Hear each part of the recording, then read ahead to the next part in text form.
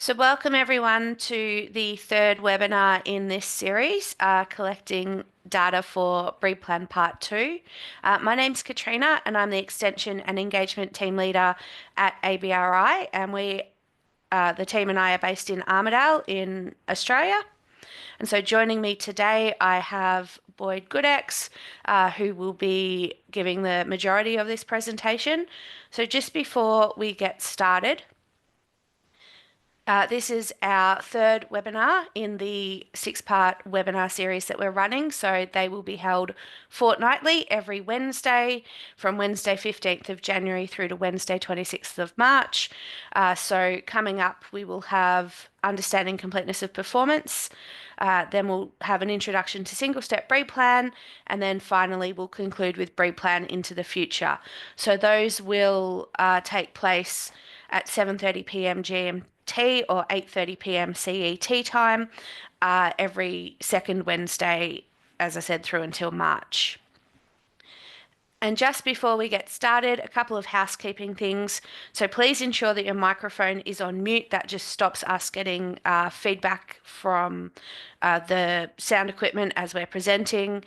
We are recording the webinar, so you will be provided with a link so that you can go back and watch over anything that you would like to watch again. And we do welcome questions. So if you do have a question at any point, please feel free to either type it into the chat bar, or if you prefer to ask your question out loud, you can use the raise hand button in the reactions tab, and we will invite you to unmute your microphone and ask your question. And Boyd will pause for questions at certain points as well, but I'll keep an eye on the chat box while he's presenting as well, and we will stop at an appropriate point to answer those questions. So with that, I will hand over to Boyd. Thank you, Catriona. One thing we didn't mention just then too is, yes, the last video was recorded, and we are going to be putting it up. We just haven't got it done yet, so it will be coming up as soon as we can, and we'll be sending the links around to all those who registered. So what we're intending to cover today, I'm just going to move things on my screen. Sorry.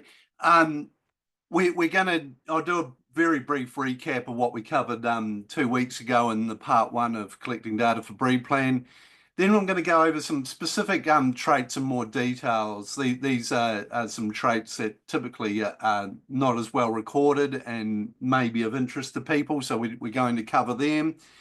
And then we're going to cover really how BREEDPLAN works, how it does comparisons. So we're going to be doing management groups, which yes, we did talk about last time, but we're going to go into a bit more detail. And then we're going to talk about how we compare those animals in those groups via genetic linkage as well. So that's what we intend to cover today. And when I persuade this thing to move. So the recap of what we covered last time. So we covered the more common traits that are recorded for BREEDPLAN. Last time we talked about, the traits we recorded for fertility, and they're typically recorded at joining. Then we looked at the birth traits that are recorded at calving. We looked at growth. We looked at carcass ultrasound scanning, temperament, and also how to collect DNA as well. Then we introduced the concept of management groups, which, again, as I said, we will be going over in a lot more detail this evening. And that management groups are groups of animals that have had an equal opportunity to perform. And because they've had an equal opportunity to perform, any variation in performance between animals in that group can be assumed to be due to genetics. And then we also discussed the 4 data submission pathways that are available to breeders as well. So that was the last webinar. So moving on to this webinar, I was going to start off by quickly talking about breeding objectives. And really, when we're looking at a self-replacing herd, there's 2, you could split your breeding objectives in 2. And one is your maternal traits, everything relating to the cow and getting live calves on the ground and the like. And then there is what those calves do post birth, and how they grow their carcass attributes, etc., as well.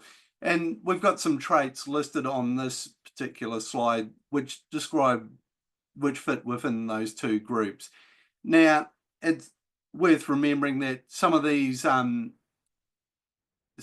traits will actually be antagonistic between things as well, and it's quite complex to decide how much emphasis to put on an individual trait, and that's why we typically have selection indexes which use some quite complex computer models to figure out how much emphasis should be applied to individual traits and give you a single value at the end, effectively an EBV for profit for a specific production market scenario.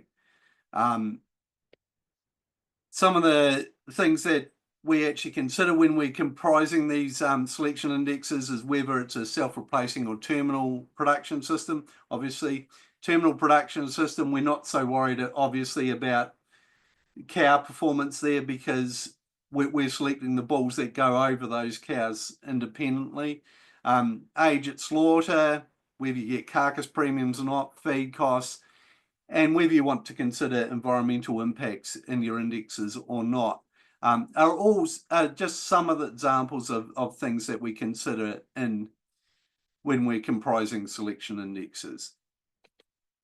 So moving on to some of these specific traits that I mentioned at the start. The first one I'm going to cover is mature cow weight. So mature cow weight is defined as the genetic difference in cow live weight at 5 years of age. This doesn't mean that a cow has to be 5 years of age for it to be recorded. That's just the trait definition, what the EBV is defined as. And I'll talk on the next slide at what ages you can record this trait. So selecting cows with moderate mature cow weight EBVs, you should be able to maintain your cow size without compromising growth in your progeny. And it's not only is it a key trait for production efficiency and determining, how many kilos of beef you're able to produce off your farm, but it's also a key trait in any breeding program that's targeting environmental efficiency. So when it comes to recording mature cow weight, these must be collected within 2 weeks of recording her calf's 200-day weight. So that's to ensure that we're only getting cow weights from cows that have raised the calf, because obviously a dry cow is going to be a lot heavier than a cow that has raised the calf, so that's very important. And we want them to be at the same stage. If they've been weaned for a while, they're obviously going to be heavier than those who have just weaned a calf. So that's why we have that age restriction. We can analyze up to 4 mature cow weights per cow. The first of which must be taken before she is 6 years of age. So if you take one when she's 5, we will also analyze 3 more after she's 6. But yeah, the first one must be before she's 6 years of age. And some best practice guidelines for weighing your mature cows is to try and weigh them on the same day that you collect 200-day weights for their calves. Has a lot of logic for you in a practical sense. You've already got the scales set up and the cows and calves in the yards often at the same time. So everything's there. So it's just running the cows through the race as well as the calves. So it's a fair bit of logic there. And we also, even though there's that restriction that, we will only do 4 weights and we won't only analyze a cow if her first weight was taken before she's 6 years of age, we would advise you, don't worry about that. Just collect your mature cow weights on all your cows. Don't decide which ones are eligible, which aren't. We will sort that out at our end. So it's easier just to run the whole mob through, send us the weights, and we will figure it out for you. So don't worry about that too much. I just put a slide in here on recording levels. I had a quick look at some of the breed societies who are represented in this webinar, and for most of those breed societies, somewhere between 5 and 20% of cows that have calves registered each year have a mature weight recorded. So reasonably low levels of recording, but certainly compared to some of the other growth traits, and certainly a lot less than as recorded for 200-day weight, which, as I said, can be recorded on the same day from the same mob. So that's a wee bit disappointing. But yeah, it's still a significant amount of data coming in for most breed societies. However, the traits I'm about to cover, they effectively have no recording, and consequently no EBVs currently recorded for any breed societies in the United Kingdom and Europe. The decision to publish an EBV requires adequate data, and this includes effective records. So if there's no variation in the data, we haven't got any variation to analyze, and so we often see this with calving ease. Is probably where I'm going with this, the easiest way of explaining. Calving ease, most times there's no calving difficulty, so cows receive a calving score of 1, but because there's no variation, we actually haven't got anything to analyze in the analysis, so we require a lot more data for calving ease to turn that trait on. Now, calving ease is one that is recorded for most breeds, I must admit, in UK and Europe, so it's not one of the ones coming up. But it really puts us in a chicken and the egg situation for putting an EBV. A lot of people won't record a trait until there is an EBV, but we can't actually do an analysis to produce an EBV until there is record. So real chicken and the egg scenario. So the first trait I was intending to cover in this group was days to calving. So days to calving is the primary fertility trait in BREEDPLAN. It's the best measure of cow fertility that we have, and it's another key trait for both production and environmental efficiency, and it is calculated from female joining records. And I am aware that some data has come in, but it is still quite insufficient for us to start analysing yet. So days to calving is defined as the moment the bull goes in till the calf is born. So when does mating start? Most of the variation is then from when does mating start to the conception occurring, and then of course we have the gestation length after that as well. So that's how we calculate days to calving. And to record it, we can use data from both heifers and mature cows. There's some research going on whether we should actually separate it into two different traits for heifers and mature cows, but that's not there yet, but very close, I believe. So to record it, we need 3 key pieces of information. We need the joining details of all females naturally mated within the herd.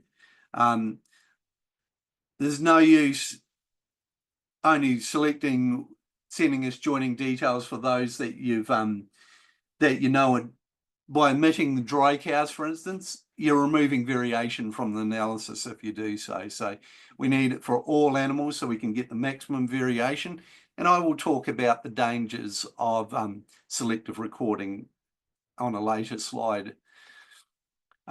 We also need the details of all females who are removed from the herd, particularly those who are present in joining and not for subsequent calving. So if you send us the mating details of a cow, then you pregnancy test her and find her to dry, and you colour out the herd. If you tell us that she was dry, we can use that information in the analysis. However, if you have a cow that you mate and then she's removed from the herd for some other non-fertility reason, we don't want to assume that the reason she hasn't had a calf is fertility, because that would be biasing the analysis. So we need details of why those females are removed from the herd. We also need details of all calves that are born as a result of these joinings. Again, if a calf is dead at birth, maybe calving difficulty or whatever, that's a calving difficulty issue and not a fertility issue. So we need to know that that calf was born so we don't penalise the cow for fertility. So, and also you want to record that calf if it's a birth difficulty issue so that the calving ease EBVs are also correct and account for that information as well. There is also some optional information that you can submit for days to calving. Pregnancy test results can be submitted, and AI and ET program details. So currently we're only using information from natural mating for days to calving, but we're very close to being able to start including artificial breeding information in this EBV as well. So, but again, we need that information to utilize in the analysis. So please submit that as well if you can. Moving on to net feed intake.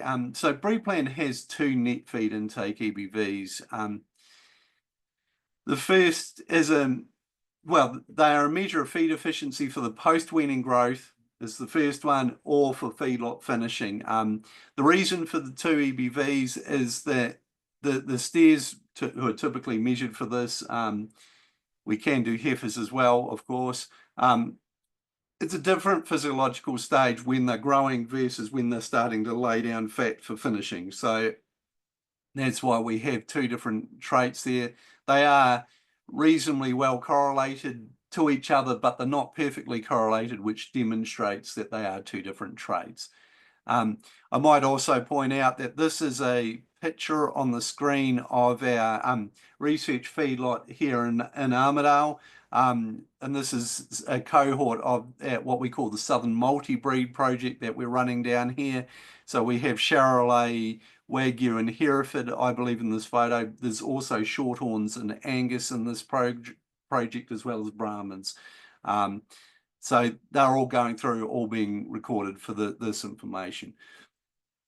Net feed intake also has a strong relationship between dry matter intake and methane emissions. So the more an animal eats, the more they emit. So if you can get a more efficient animal, you're going to be doing wonders for your methane emissions if that's important to you. And the data is currently collected in a feedlot setting, though there is ongoing research into potential pasture-based measures as well. So to record it, in Australia, we've typically collected data as part of progeny test projects. I mentioned the Southern Multi-Breed project. There was also the beef CRCs that ran for a number of years here and finished in 2007. We also have a number of Breed Society-led progeny test projects, for instance, the Angus and Hereford Beef Information Nucleus projects as well. So that's where most of the feedlot net feed intake data is coming in from. But more recently, we've started to see quite a rise in the number of breeders putting in their own growth safe or Vitali systems in on farm to start recording it for themselves on all their heifers and bulls. So if anyone has a grow safe system, please contact Vitali to arrange a suitable data extract for BREEDPLAN. They have it set up where they can extract that data in a format that is suitable for us and be sort of submitted to us. But yeah, and feel free to contact us too for more details on submitting net feed intake. Structural soundness traits is another one that we often get asked about. So we've actually been able to produce structural soundness EBV since 2008. Angus Australia was the first to start doing it down this way, and we in Australia and New Zealand we use what is called the beef class structural assessment system for 5 different feet and leg traits. However, we are aware that there is a different system available used for classifying the linear classification system in Europe and the UK, and we can certainly look into utilising that information instead in our structural soundness EBVs. And I believe at least one breed society is talking with Brad Crook about that at this moment in time. In fact, there's more than one discussing utilising that. So please feel free to contact us if from breed society level if you're interested in utilising that information in your EBVs. But regardless of whether you have an EBV for structural soundness or not, we certainly acknowledge the important roles that these traits play in animal selection alongside EBVs. So it's a common refrain in this part of the world that, you know, you can't select an animal from numbers alone, and we certainly agree with that and acknowledge that it is important that you have good structural soundness as well as good EBVs. Abattoir carcass traits are very much a trait that we classify as hard to measure, mainly because of the cost involved. So most of the data we analyse for carcass as a consequence comes from the ultrasound scanning of the animal. But the reality is, you know, carcass records themselves are more accurate, but it requires the animal and its pairs to be slaughtered, which is obviously a big disadvantage for a breeding herd. And when we do it, when we get this information, we really need that any carcass records represent whole cohorts, so, and that are processed on the same day. So if you have a mob of steers that you go, right, I'm going to record their carcass information for BREEDPLAN, you need to send that whole mob to the slaughterhouse to be processed on the same day. The reasons for that is, you know, if you harvest animals, like you select, right, this group's ready now and the next group's ready in 2 weeks' time, so we'll kill them when they're ready rather than all on the same day. You're introducing an age difference and a maturity difference that is going to be affecting the results. So we really need them on the same day. And I will talk about selection bias on the next slide or two. So selection bias comes in when a whole cohort is not recorded at this is not recorded. So if we only record selected animals, there's potential for some sire and dam lines to be not represented in the progeny. And for carcass traits, the temptation is always to keep the best animals alive so that you can use them for your breeding program. Thus, those that you actually do kill will be at the lower end and not representative of the animals you're actually retaining in your herd or potentially selling. So it introduces bias via those two things. It also introduces bias from what I'm about to show you. So we've got two columns of 10 animals here. You've got all of the animals in the first column and they're averaging 233 kilos. But if we only recorded the top half of the animals, yes, the average goes up to 252. But what actually happens is these two animals in particular, if we look at them when we've got all the weights recorded, they're above average. But if we're only recording the top half, they actually become below average, and their EBVs will reflect that, and the EBVs will be consequently biased as a consequence of that. So, yeah, those animals in blue are above average if we record everything, and their EBVs would be above average, one would assume, everything else being equal. But if you only record that top half, they would actually get penalised. And if anyone wants more information on performance recording, we certainly advise people to go to the Help Centre on the BREEDPLAN website. And I've just noticed, Catriona, those corrections we made last night didn't copy over. No, I noticed that at the start. Yeah, sorry about that. So we did have a question come in regarding days to calving. Yep. In regards to, can we explain the AI and ET program details? Well, you're actually more the expert on days to carving than I am, Catriona, so I shall pass it across to you. Thanks, Boyd. So I guess I assume the question is about recording them and whether or not we can use them. But if that's not what the question is, please type something further in and we'll answer where we can. So in terms of days to calving, we can use natural mating information because we know that that's giving us a feel for how the cow or the heifer has performed when you give her the opportunity to mate naturally. The issue we have with AI and ET data is that there's drugs inducing them to cycle often, so it's that's what's difficult for us to handle in the days to calving analysis. In terms of recording it, all that we need to know is what joining and mating details that the cow or the heifer has been exposed to. So when you're recording joining details for natural mating,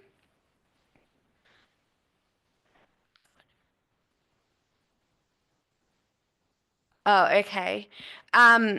I think, sorry, I've just had some further clarification on the question. So I think what you're asking is the Oh, scheme or sorry. output. Or can I speak? Yes. Just I was yeah. I was just didn't understand whether you meant it's rather just a scheme of using AI with any synchronization or these things, or if you Yeah. can process data from sensors like SCR or data Mars that produce the peaks and so on.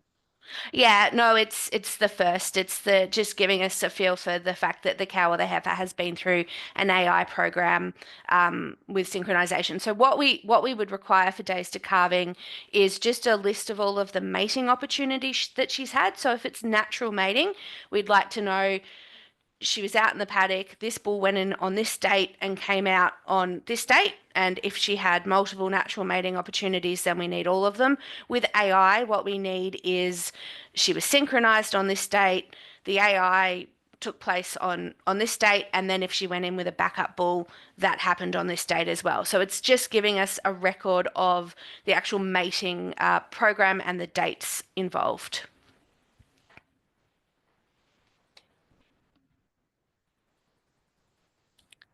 Yeah, So that was, go for sorry, it, Catriona. Boyd.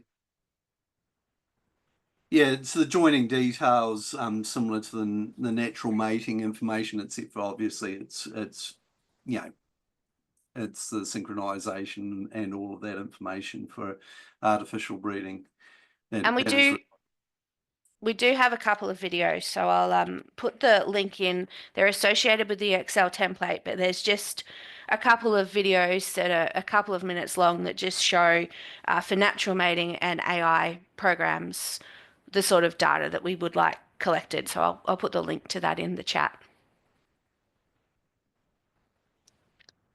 And Right. that was all we had question-wise, Boyd, so you're good to keep going. Awesome. Oh, any questions? We'll just handle that. So the next thing was we're to go and talk about how BREEDPLAN does comparisons, but the purpose of this was to explain the importance of management groups and genetic linkage and what you can do on farm in terms of recording and breeding decisions to assist with this. So how BREEDPLAN compares animals, the basic principles is we have a group of animals which have had an equal opportunity to perform. So they're in the same mob, they're eating the same feed, they've got the same access to shelter, all the environmental factors are the same.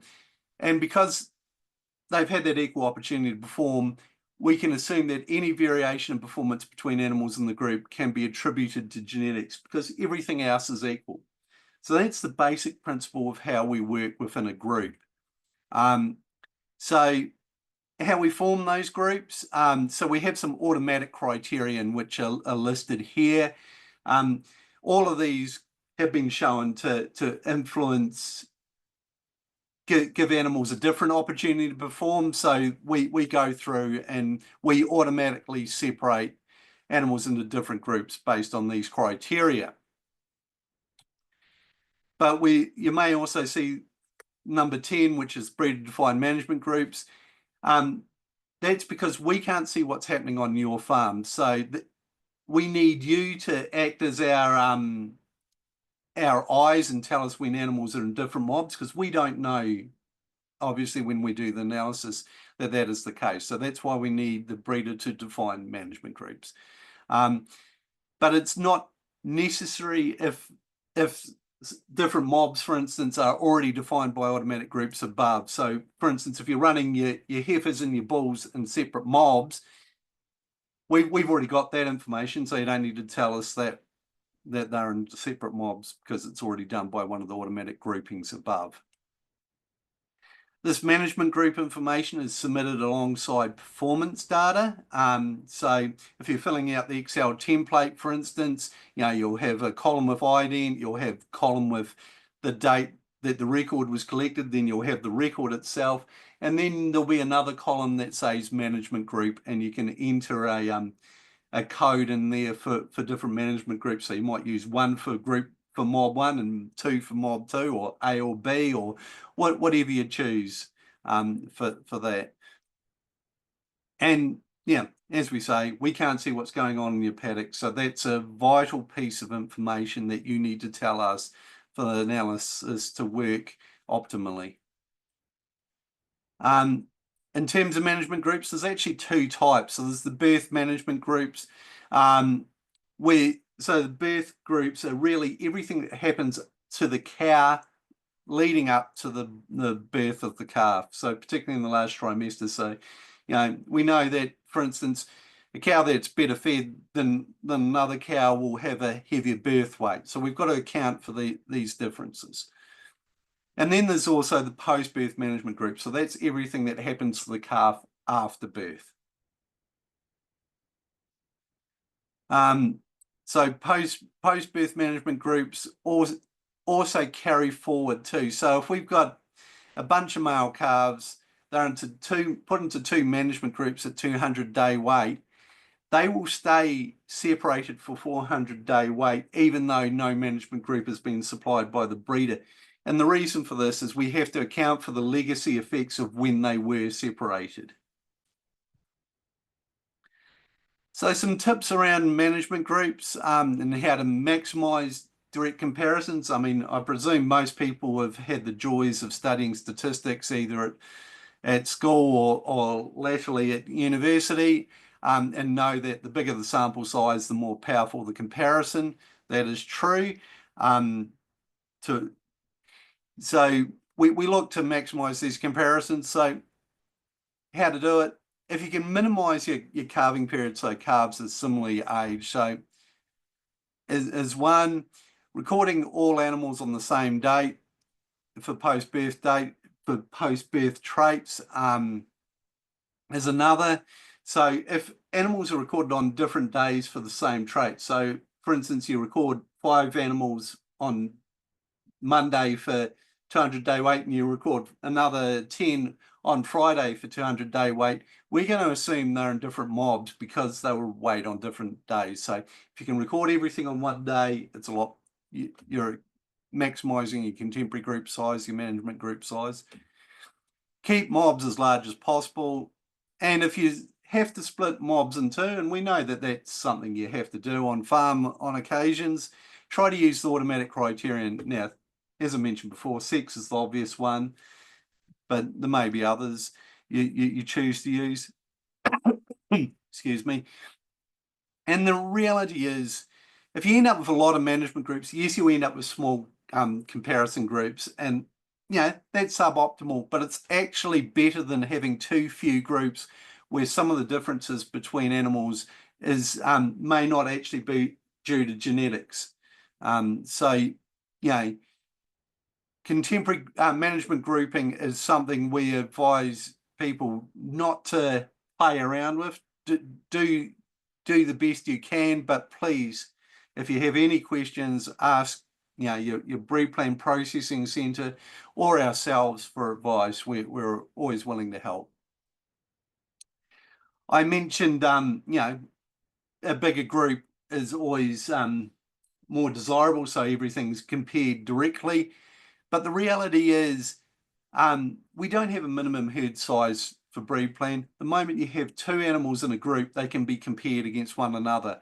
Now, the power of that comparison goes up, and as you can see, once you get to 6 or 7, you almost got maximum comparison power from a group that size. So don't be afraid of small groups. They're still contributing, and it's not difficult to get to most of the effectiveness with a small group.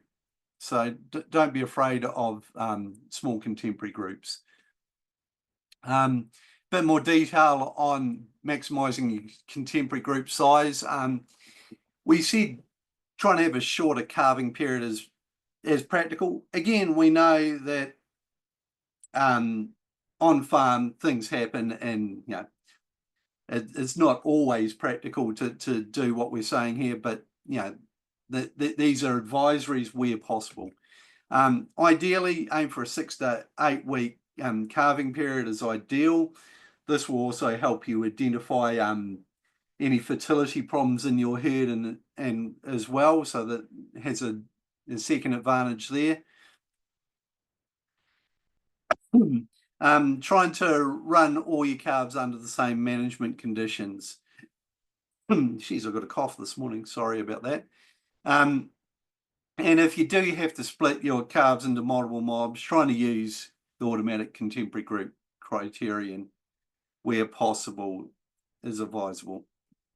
And if you do have to separate a group of bulls into two mobs, try to record as many traits as you do before you do. So if you're going to do it at weaning, make sure you try and get a 200-day wait before you separate them out, or again, if you're staring at a male at weaning, try and record him effectively the day before he's castrated, so that he's still part of the bull group before he's separated out.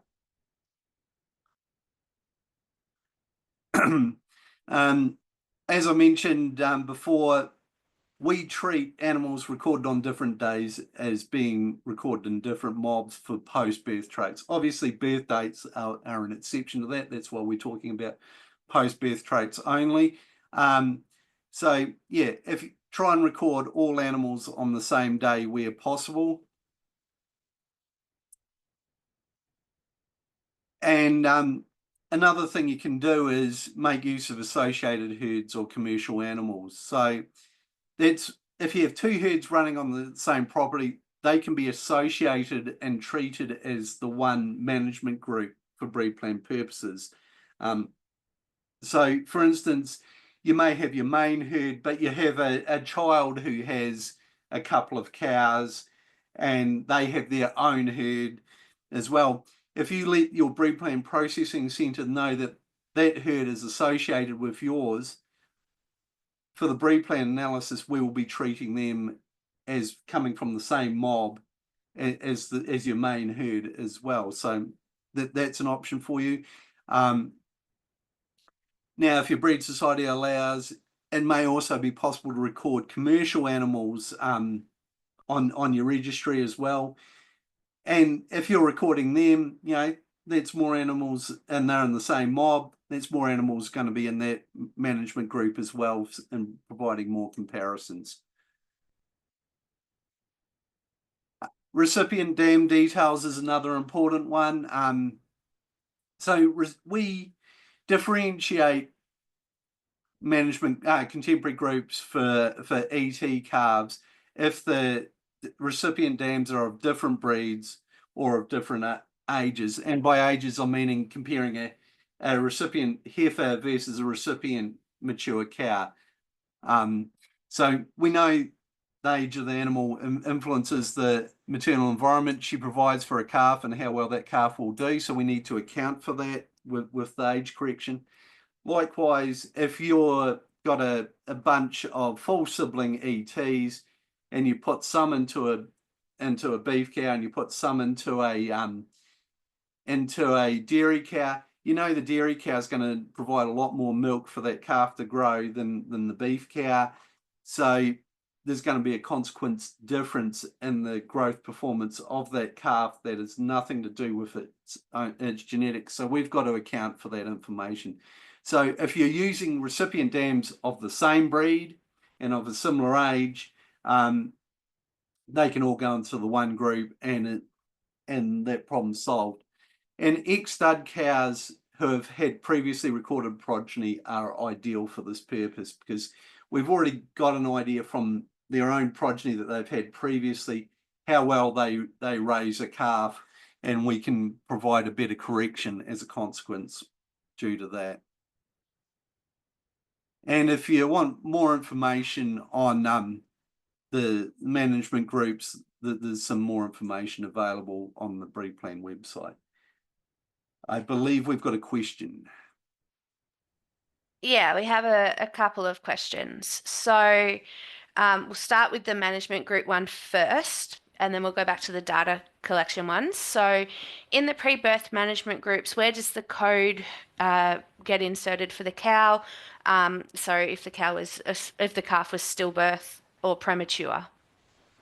Right, so the information goes in when you submit your birth traits. So we will so if you're submitting a birth weight, calving difficulty, that kind of thing, that's when you put the management group code. Premature is an interesting one, and I'm trying to remember again. Catriona's got a lovely line that she uses it for this, and I'm struggling to remember it, so I'll pass it to her. So I think the first thing to note is that the pre-birth management group, while we are talking about usually the treatment of the cow, the management group goes against the calf's birth performance. So it will go against the birth weight or the birth difficulty score or both, and there should be a space when you're registering your calves and you're putting your birth weights in. There should be a birth weight management group associated with the birth weight column. Premature, yeah, I guess the challenge is it premi or is it early? We have some breeders here in Australia who have been pushing gestation length to the point that they actually sell bulls across into New Zealand into the dairy market for dairy beef as a sire to go over. And what the dairy producers over in New Zealand do is they do their AI round and then they put their backup bull out and get the dairy beef cross. And we've got the gestation length has been pushed so far back that the calves from the AI program are hitting the ground at a similar time to the dairy beef backup bull. So what we want to be calling is it premi or is it just a short gestation length? I have a producer down in New South Wales here in Australia who said to me he subgroups them if they are obviously premi, hair not formed properly, but if they're a fully formed calf and you think they're just short gestation length, we don't need to subgroup them for being premi. So it's really a bit of a judgment call on are they premi or are they just short gestation. I assume that was what you wanted me to say, Boyd. Yeah. Okay, so the next question we had was, do we have specific forms to collect the days to calving information? Yes is the short answer. So we've got two options to submit days to calving information. So our joining details, any preg test results optionally that you have, and also whether or not you've got, if you've had cows and heifers that have left the herd between joining and calving, to submit their days to calving disposal codes. So two options. We have a range of Excel templates available to help you collect that data. We did used to just have one Excel template that collects everything. So if you have been collecting days to calving information, that large joining template is still available. But also in the last, I feel like it was the end of 2023, but it might have been a little bit before that. For about 12 months, we've had 4 separate forms that we split out to try and make it easier for producers. So one of those is an Excel template for collecting natural and AI joining information, which I put the link through into the chat just before. We've got another Excel template specifically for ET programs if you wanted to submit that data. We have a days to calving disposal code template, which has all of those templates for anything that has left the herd before calving, and then also a separate days to calving template for preg test results. So you've got a few options there in terms of Excel. The other way we can get days to calving information into the database is through a BREEDPLAN compatible performance herd recording software program. So they're your two options in terms of collecting days to calving data. And it's worth noting too that if you're using the software program like Herdmaster, or I'm not sure what's available in your part of the world, some of them, it's not your standard BREEDPLAN extract. You've got to do, there's a separate extract for that information to send into BREEDPLAN. So just as a little thing to be aware of if you're using that submission method.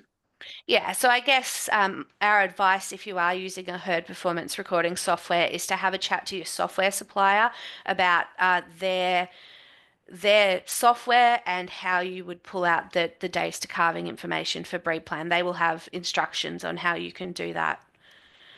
And our last question, Boyd, was do you accept information from SenseHub for gestation length? So currently the answer is no. So we, at the moment, gestation length is purely calculated from AI date to birth date. Nice and simple. We have a lot of people arguing, oh yes, but I saw when the mating occurred and that kind of thing. But we can't guarantee that that mating was successful. And therefore, that would introduce potentially some error into the record. And it's, so it's a, with AI, you know that if a calf is DNA to the AI bull, it was definitely that mating that was responsible for that calf. So we're reducing error within those records. So at the moment, it's from AI date to birth date is the only form of measurement for gestation length.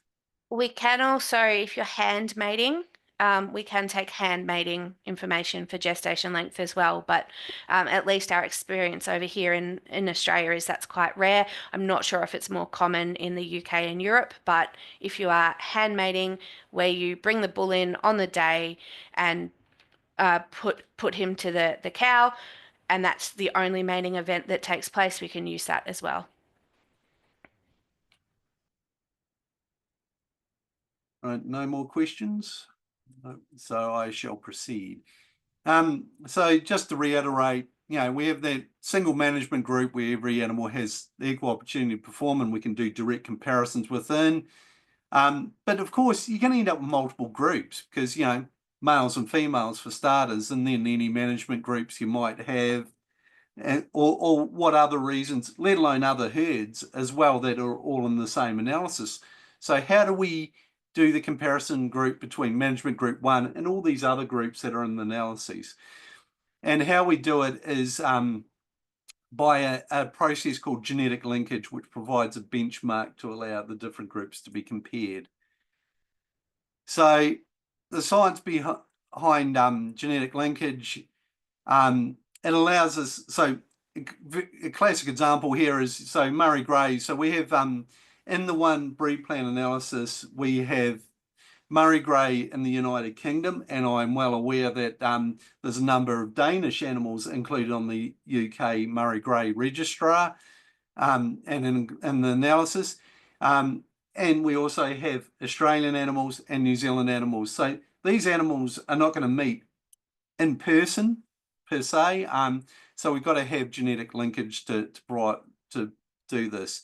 How that works is genetic linkage is created by an animal, typically a sire that has progeny recorded in multiple contemporary groups. So that animal's genetic merit is fixed from conception. So where, a bull, the moment he's conceived, his genetic merit doesn't change throughout his life. So what he contributes to a contemporary group in the UK and to a contemporary group in New Zealand is equal. It's a benchmark that allows the different groups to be compared.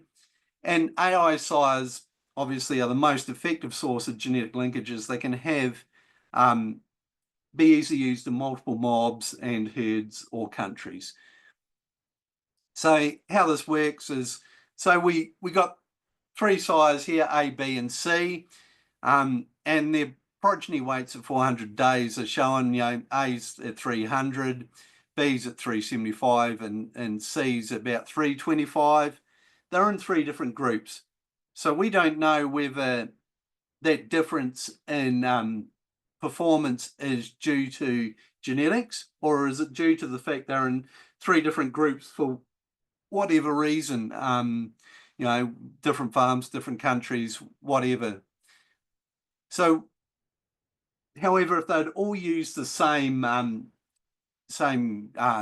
linkage sire, in this case a theoretical bull called Admiral, we can see that how he performs in the 3 groups, and because we know his genetic merit doesn't change according to where he's used, we can use him as a benchmark. So we say, right, if we even out Admiral and see how A, B, and C compare to Admiral in each of the groups, we all of a sudden see that sire B, which was had the heaviest within his contemporary group, compared to Admiral, he's actually worse, whereas the other 2 are better. So we start getting a better idea of how he's performing compared to A and C, because we can see that A and C are both better than Admiral.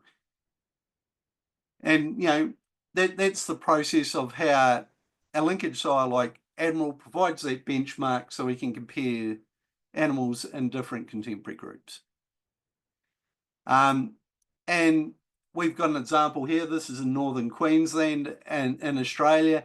And if anyone knows farming in northern Queensland, you know that some of their fields are thousands of acres in size, and farms can be tens or hundreds of thousands or millions of acres in size. So pretty extensive conditions. So big distance between them, and yet they're still using this genetic linkage to provide comparable EBVs. So Lancefield used Data Pack, as did Elrose. Elrose also used Ambition, which Lanes Creek also did, and Lanes Creek and Kaiwara used Mr. International, so as did Lancefield. So they all had pretty good linkage between these 4 herds, despite being geographically quite different locations. So some tips around genetic linkage. You need those common sires, those linkage sires across calving years and mobs. So the ideal situation for herds that single sire mate is, you have your 2 mating mobs, obviously 1 bull per mob, and you carve them down in the same mob. So you're going to end up with progeny from both sires and your calving mob. So you've got good genetic linkage between the 2 mating mobs. However, if you require multiple calving mobs, and you do on farm due to practicalities, this is what you need to avoid, is having mating mob A carved down in the same mob and mating mob B carved down in the same mob separately, because that means each mating mob only has that 1 sire represented, and there's no actual genetic linkage between those mobs to provide that comparison. So what you need to ideally do is send some of them the cows from mob A after mating to mob 1 and some to mob 2, and likewise for mob B. That way you end up with both calving mobs having progeny from both sides represented, and you've got great linkage between the two calving mobs. If you're going to separate calves into separate mobs at some stage, trying to record traits before they're separated is ideal, because while they're in the same mob, they're directly comparable. It's the same concept as we said for contemporary groups, but once they're separated out, you know, there may not be any linkage anymore, but you've already established it by doing some records before they were separated. Now, genetic linkage only occurs for the traits that are recorded in the progeny. So, for instance, if you were comparing the use of a bull in two herds, and maybe it's in your herd and you're a great recorder and you've recorded all the traits that are important to you, and, you know, well done. And you think, oh, I'll automatically have linkage to to herd Z over there, who's also used the same bull. But if they haven't recorded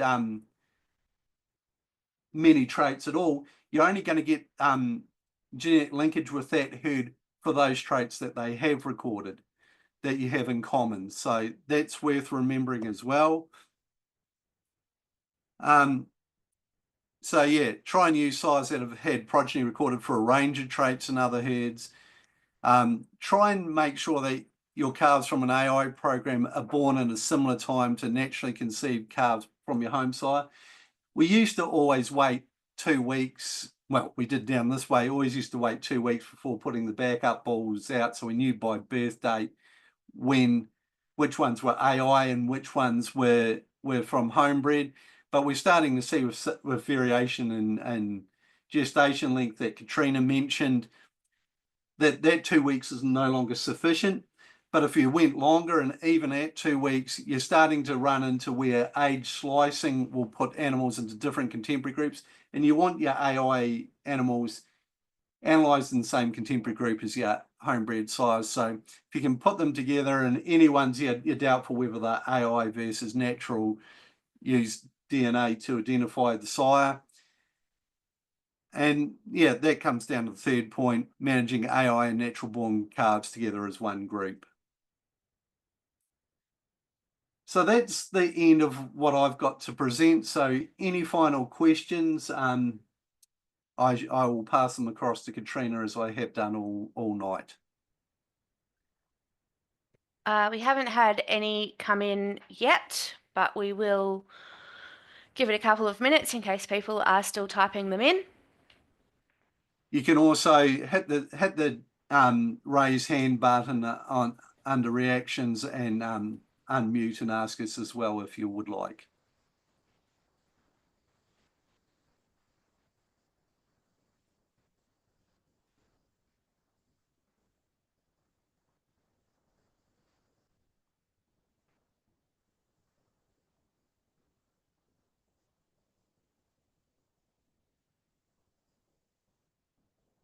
Okay, it doesn't look like we've got any questions coming in. If you do think of questions afterwards, you're obviously welcome to send them through to us or raise them with your breed society, who can contact us, and we will get back to you. So yeah, if you do think of some, oh, we've had one. Observe that a recip heifer's calving ECBV seems to pass on to the ET progeny. Any reason? Shouldn't be, not from a recip heifer.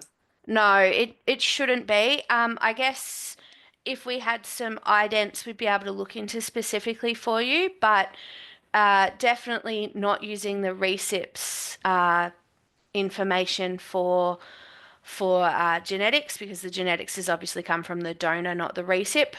If you've got a few idents and examples, we'd be happy to have a look for you and see if we can get a feel for what's going on. But without a specific example, it's a bit difficult to answer, apart from that's not what should be happening.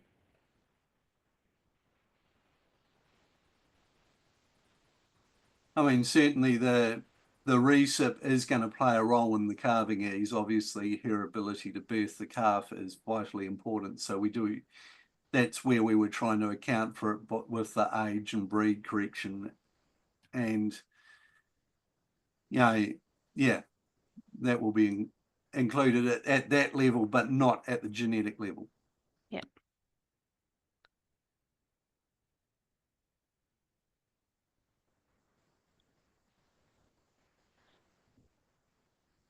Okay, so I haven't had any more questions come in, so we might leave things there. Thank you very much, everyone, for jumping on this evening.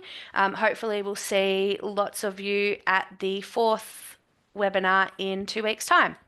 Thank you very much.